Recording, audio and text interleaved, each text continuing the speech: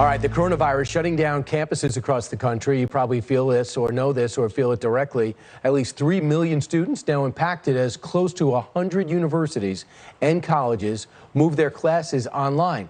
So what does it say about your money that you spent on room and board? Our next guest says students forced out should be fully refunded. Joining us right now is Texas Congressman Lance Gooden. Congressman, that seems to be logical and the only lawful thing to do. Do you project a problem? Well, I do project a problem. Some schools are doing the right thing. Some haven't made up their minds. My hope is that they will do the right thing and congressional action is not necessary.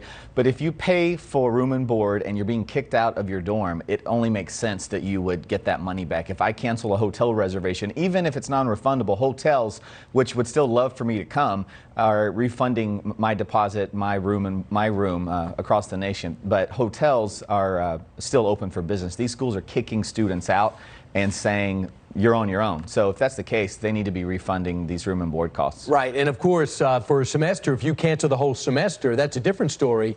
How could you possibly charge people and we only used a few weeks of the semester, right? That's right. And, you know, students are easy to take advantage of. They're not historically voters. They're not loud. They don't have lobby teams working for them. So they need their members of Congress to step up for them. Hopefully it's not necessary. Hopefully universities and colleges will do the right thing. All right, you got Harvard, Middlebury, and Amherst are some of the schools that will prorate room and board starting on March 15th. So a lot of them maybe want to apply it to the next semester if you're an underclassman. Might that be acceptable to you?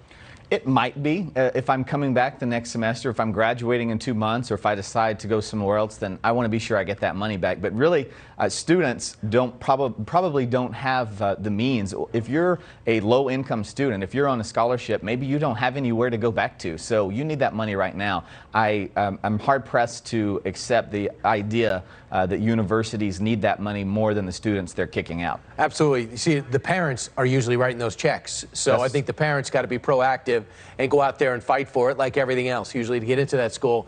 The other thing to think about, which is maybe for another time, is what about the athletes? If you're a lacrosse player, baseball player, anybody playing a spring sport, you're not playing. So do you come back next year? And if you come back next year, what about the incoming class of freshmen?